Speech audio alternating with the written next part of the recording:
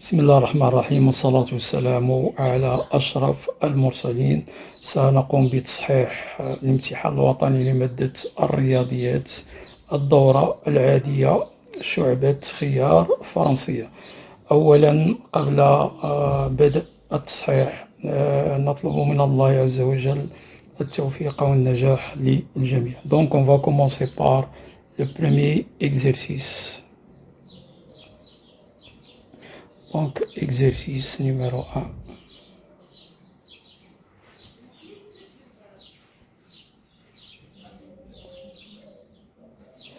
Donc, pour l'exercice numéro 1, donc, on a la première question. Montrer que le produit vectoriel AB vectoriel AC est égal à I plus K. Donc, commençons tout d'abord par déterminer correctement les coordonnées du vecteur AB. Les coordonnées du vecteur AB sont 1, 1, moins 1. Et ceux du vecteur AC sont moins 1, 0, 1. Donc, AB vectoriel AC est égal. Donc, on va écrire de façon verticale les coordonnées de AB, c'est 1, 1, moins 1. Vectoriel moins 1, 0, 1. Donc, on va choisir une méthode parmi, puisqu'il y a plusieurs méthodes pour calculer le produit vectoriel. Donc, c'est le déterminant, après la suppression de la première ligne. Donc, qui reste, c'est 1 moins 1, 0, 1, fois le vecteur I. Il faut faire attention à la deuxième, il y a un moins le déterminant qui reste après la suppression de la deuxième ligne. Il nous reste bien sûr 1 moins 1, 1, fois J plus le déterminant qui reste après l'élimination de la troisième ligne. Donc il nous reste 1, moins 1, 0 fois le vecteur K. Donc après le calcul 1 fois 1 moins 0, donc ça donne 1 fois I, c'est-à-dire I. Et 1 moins 1, c'est 0 fois J, c'est le vecteur nul. Il nous reste la troisième déterminant, c'est 0 moins 1, donc ça nous donne 1, donc plus K. Donc voilà, on a répondu à la première question. Le produit vectoriel AB vectoriel AC est égal exactement I plus K. Donc on va encadrer bien sûr ce résultat. Voilà, donc en ce qui concerne la première question, petit a, passons à la question petit b, déduction, déduisons que, donc déduisons que le plan ABC a pour équation cartésienne x plus z moins 1 est égal à 0. Donc, on a deux méthodes, donc commençons par la méthode numéro 1. Donc voilà la méthode numéro 1. M de coordonnées x, y, z appartient au plan déterminé par les trois points non alignés ABC. Si et seulement si, donc le vecteur MA, AM ou bien BM ou bien CM, donc on va choisir par exemple A, donc AM est perpendiculaire ou bien orthogonal au vecteur normal qui est AB vectoriel AC, que je vais le noter tout simplement N. Donc, scalaire N est égal à 0. Où N, c'est AB vectoriel AC et qui est un vecteur normal au plan ABC. Au plan ABC. Donc, ceci est équivalent, donc les coordonnées de AM, évidemment, sont x moins 0, y moins 1, z moins 1, scalaire, les coordonnées du vecteur normal, qui sont bien sûr 1, 0, 1, est égal à 0. Donc, ceci est équivalent d'après bien sûr, la formule analytique des produits scalaires. la première fois la première composante fois la première composante x, la deuxième fois la deuxième, ça donne 0, la troisième fois la troisième, ça donne z moins 1 fois 1 est égal à 0, et c'est ainsi qu'on obtient facilement l'équation cartésienne du plan ABC, qui n'est rien d'autre que x plus z moins 1 est égal à 0. Donc voilà, c'est la première méthode. On va bien sûr utiliser la deuxième méthode. Donc voilà la deuxième méthode. Méthode numéro 2. Donc n qui est AB vectoriel AC est normal à ABC. Donc, ces coordonnées, les composants du vecteur normal sont les coefficients dans l'équation cartésienne du plan de x, y, z. Or, n a pour coordonnées n, 1, 1, 1, 0, 1. Donc, c'est 1 fois x plus 0 fois y. Donc, l'équation cartésienne du plan ABC s'écrit 1.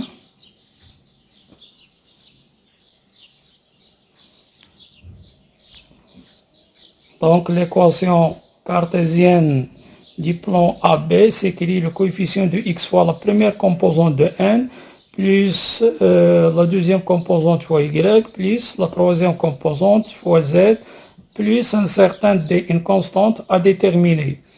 Donc ceci implique que l'équation de ABC s'écrit alors x plus z plus d est égal à 0. Reste uniquement à déterminer d, donc on va revenir à la ligne calcul de d. Et pour le calcul de d, bien sûr, on va choisir un point. Or, on dispose de 3 points, donc on choisit le point le plus facile. Bien sûr, le point le plus facile, c'est celui qui contient plus de 0. Choisissons par exemple A, puisqu'il contient un 0. Donc 0, 1, 1. C'est un point du plan ABC, donc ces coordonnées doivent vérifier l'équation cartésienne. Donc on va remplacer x par 0, y bien sûr on a 0 et z sera remplacé par 1 plus d est égal à 0. Ce qui est équivalent toujours que d est égal à moins 1.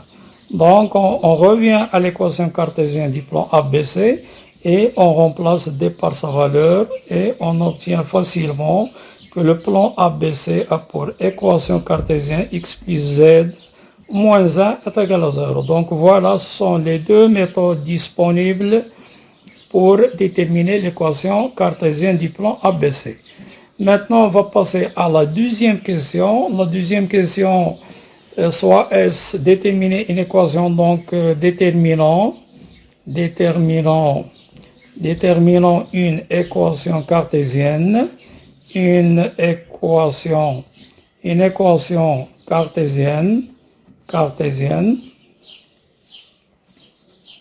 du plan de la sphère S, de S. Bien sûr, on a les éléments caractéristiques de la sphère qui sont le centre et le rayon. Donc un point dans l'espace ayant comme composante x, y, z est un point de la sphère S si et seulement si on a x moins 1 au carré plus y moins 1 au carré plus z moins 2 au carré est égal au rayon au carré, qui n'est rien d'autre que racine de 2 au carré. Donc on va développer bien sûr cette formule en utilisant l'identité remarquable a moins b au carré, et nous trouvons x carré moins 2x plus 1 plus y carré moins 2y plus 1 plus z carré moins 4z plus 4 moins 2 est égal à 0. On va rassembler bien sûr les carrés, donc x carré plus y carré plus z carré suivi des x, donc moins 2x, suivi des y, suivi de z, moins 4z, et bien sûr les nombres, donc 2 moins 2 ça fait 0, plus 4 égale à 0, donc voilà l'équation finale de la sphère S. Maintenant, on va passer bien sûr à la troisième question. Montrer que le plan est tangent. Donc 3, montrons que le plan ABC est tangent à la sphère S. Donc, comment faire? Donc, bien sûr, comme on a vu dans le cours, donc la première étape, montrons que la distance du centre de la sphère oméga au plan ABC, il coïncide exactement avec le rayon.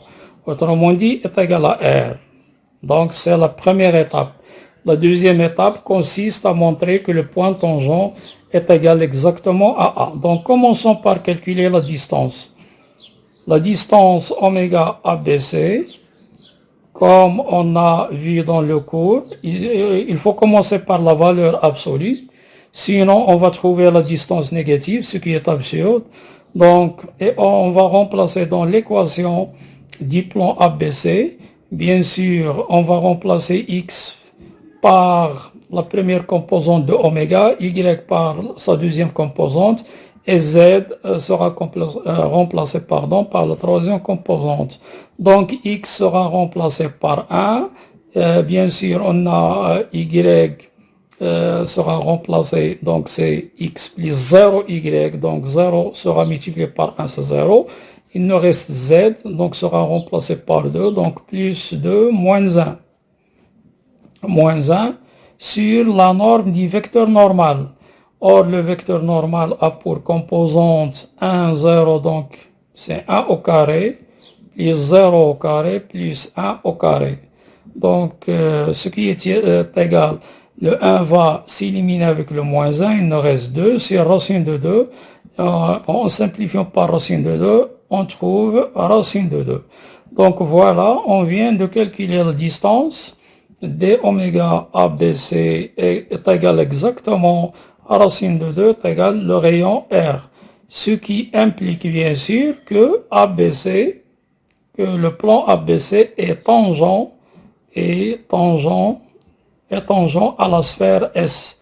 Donc voilà, on a exécuté la première étape, donc on va passer à la deuxième étape. Donc vérifions que le point tangent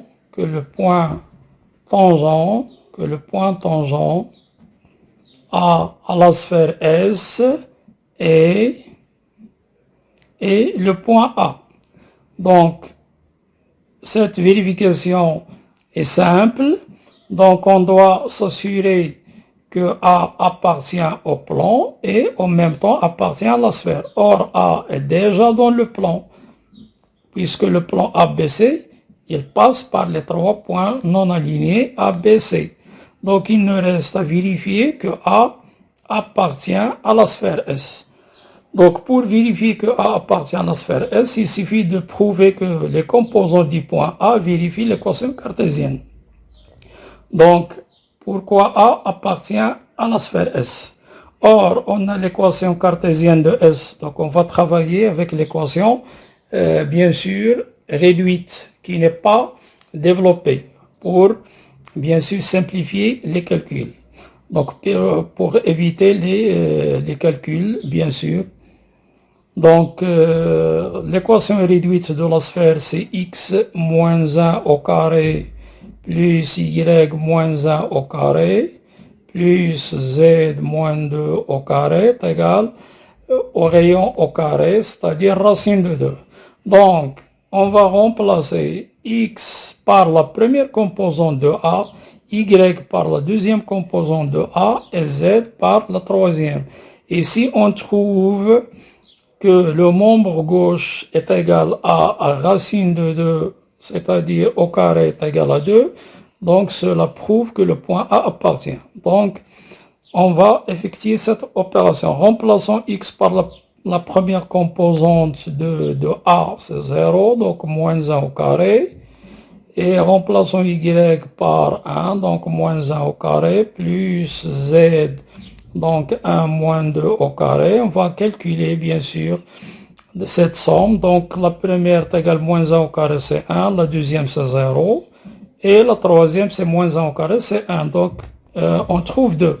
Donc cela prouve, bien sûr, ceci est équivalent que le point A est bien dans la sphère S. Donc par conséquent, A c'est un point commun à la sphère I et au plan ABC. Donc ceci implique que le point tangent c'est A. Autrement dit, S inter le plan ABC est égal le singleton A. Donc voilà, on a terminé cette question.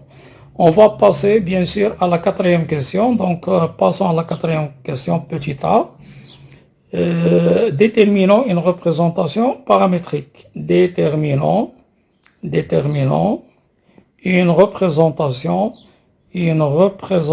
paramétrique. Une représentation paramétrique de delta. Or, on a vu dans le cours qu'une représentation paramétrique nécessite un point de cette droite et un vecteur directeur. Or, on a déjà un vecteur directeur, on a n qu'on a posé AB vectoriel AC qui a pour coordonnées 1, 0, 1, c'est le vecteur normal au plan, donc est un vecteur directeur, est un vecteur directeur de delta. Pourquoi?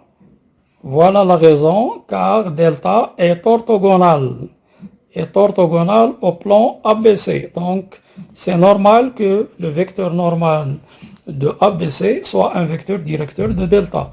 D'autre part, on a bien sûr la droite delta passe par C. Donc, on peut déterminer facilement maintenant une représentation paramétrique. Donc, le point M de coordonnées x, y, z appartient à delta si et seulement si. Donc, ceci est équivalent que les deux vecteurs Cm et N sont collinéaires. Autrement dit, il existe un certain T qui appartient à R, tel que Cm s'écrit comme combinaison linéaire, comme Tn. Ce qui est équivalent toujours, il existe un appartient à R. Écrivons les coordonnées de Cm de façon verticale, donc x moins 1, ça donne x plus 1, y moins 1, z moins 2, est égal t fois les coordonnées de n qui sont 1, 0, 1. Donc nous aurons l'égalité des deux vecteurs, donc toujours par équivalence successive.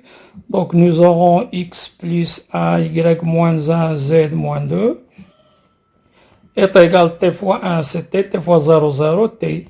Et donc, grâce à l'égalité des deux vecteurs, nous obtenons le système suivant. Donc, x plus 1 est égal à t, y moins 1 est égal à 0, z moins 2 est égal à t. Donc, nous obtenons finalement x est égal à moins 1 plus t, y fixe est égal à 1, z est égal à 2 plus t. Et il ne faut pas oublier, donc au milieu, on met le paramètre t varie dans R. Donc le système qu'on a obtenu, bien sûr, est une représentation paramétrique. Est une représentation paramétrique de la droite delta. Bien sûr, certains élèves, bien sûr, appliquent une autre méthode simplifiée directement, on applique le système. La méthode que j'ai, bien sûr, qu'on a appliquée, c'est une méthode qui est plus détaillée. Donc, on va passer à la question petit b. Petit b, montrer que delta, la droite delta, est tangente, bien sûr, à la sphère S en un point D à déterminer. Donc, on va bien sûr pratiquer la méthode qu'on a vue dans le cours. Donc, on va déterminer les points communs. Donc, on part d'un point commun x, y, z qui est à la fois dans la sphère et dans la droite delta. Donc, ceci est équivalent. Donc, ces coordonnées doivent vérifier la représentation paramétrique qu'on vient de déterminer. X est égal à moins 1 plus T, Y est égal à 1 et Z est égal à 2 plus T. Et comme c'est un point de S, il doit vérifier l'équation cartésienne de la sphère et il vaut mieux travailler avec l'équation réduite qui est X, bien sûr, moins 1 au carré plus Y moins 1 au carré plus Z moins 2 au carré est égal à racine de 2 au carré qu'on fait entrer à gauche, donc moins 2 est égal à 0. Donc l'idée est simple, donc il suffit de remplacer x, y, z par leurs valeurs respectives dans la dernière équation et obtenir une équation du deuxième degré. Donc on va remplacer x par sa valeur, c'est moins 1 plus t moins 1 au carré, plus 1 moins 1 au carré, plus 2 plus t moins 2 au carré, moins 2 est égal à 0. C'est ainsi qu'on va obtenir une équation du deuxième degré. Donc t moins 2 au carré, c'est-à-dire t carré moins 4t plus 4, là nous obtenons c'est 0. Et là, t au carré plus t carré moins 2 est égal à 0. Et voilà, bien sûr, l'équation du deuxième degré final de t carré moins 4t plus 2 est égal à 0. Regardez bien qu'on a un facteur commun qui est le 2, donc on va factoriser par le 2. C'est t carré moins 2t plus 1 est égal à 0, ce qui est équivalent puisque 2 est différent de 0, donc t carré moins 2t plus 1 est égal à 0.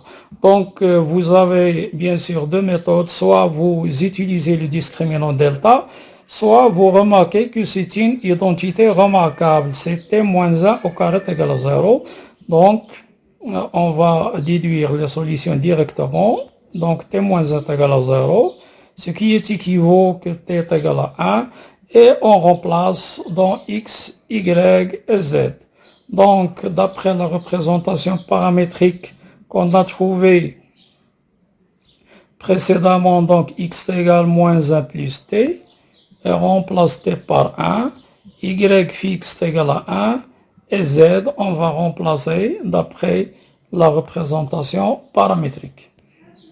Donc z est égal à 2 plus t, c'est-à-dire t égal à 2 plus 1, et c'est ainsi qu'on obtient facilement x est égal à 0, y est égal à 1, et z est égal à 3. Donc il y a un seul point commun qui est le point D de coordonnées 0, 1, 3. Donc voilà, donc delta inter la sphère S est égal le singleton D, bien sûr, où D c'est le point de coordonnées 0, 1, 3.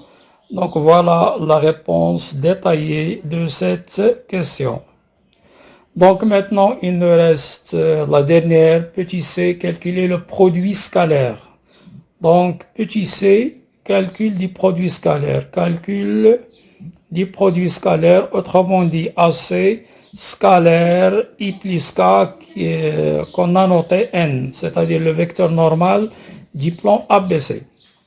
Donc bien sûr, on va utiliser la formule analytique du produit scalaire est égal à AC, or AC, on a déjà le vecteur AC de composante moins 1, 0, 0, 1, scalaire 1, n de coordonnées 1, 0, 1, et d'après la formule analytique du produit scalaire, est égal à moins 1 fois 1, c'est moins 1, plus 0 fois 0, c'est 0, plus 1, est égal à 0. Donc, déduction immédiate, bien sûr, puisque le produit scalaire est nul, donc on déduit que le vecteur AC, bien sûr, est orthogonal au vecteur n, est égal à 0, donc ce qui est équivalent, bien sûr, que le vecteur AC est orthogonal à n. Et cela va nous aider pour la déduction. Donc, déduisons la distance. Donc voilà, on va déduire la distance. Donc déduisons la distance d à delta, c'est-à-dire la distance qui sépare le point A à la droite delta. Donc là, on va faire un petit rappel. Donc bien sûr, comme rappel, on a une propriété qui nous permet de calculer la distance d'un point à une droite dans l'espace et qui utilise le produit vectoriel bien sûr. Et cette méthode est trop longue, mais on va utiliser uniquement la définition. Donc je vais rappeler la définition. Donc rappel, pour calculer la distance, donc D, la distance d'un point A d'une manière générale à une droite D.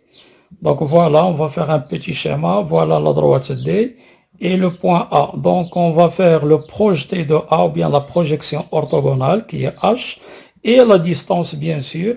Donc la distance sera exactement égale à H. Donc si on connaît le point H, donc la distance est connue, c'est à H et on sait calculer la distance qui sépare deux points.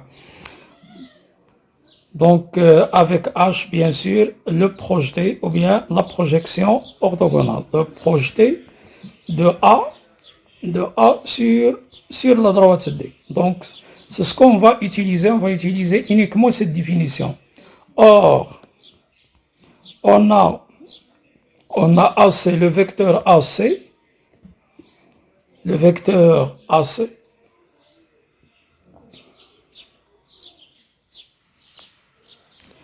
on a le vecteur AC d'après la question précédente est orthogonal à N. Donc ceci et C, bien sûr, appartiennent à delta. Donc ceci implique quoi? Ceci implique que le projeté, ou bien la projection orthogonale de A sur la droite delta est le point C. C'est tout simplement. Donc grâce à la définition qu'on vient de rappeler, donc la distance qui sépare A à la droite delta, c'est exactement la distance AC. Or, puisqu'on dispose du vecteur des coordonnées du vecteur AC, donc la distance est égale. Donc AC a pour composante le vecteur AC moins 1, donc c'est moins 1 au carré, plus 0 au carré, plus 1 au carré. Donc le résultat final sera racine de 2. Donc voilà le résultat final. La distance qui sépare le point A à la droite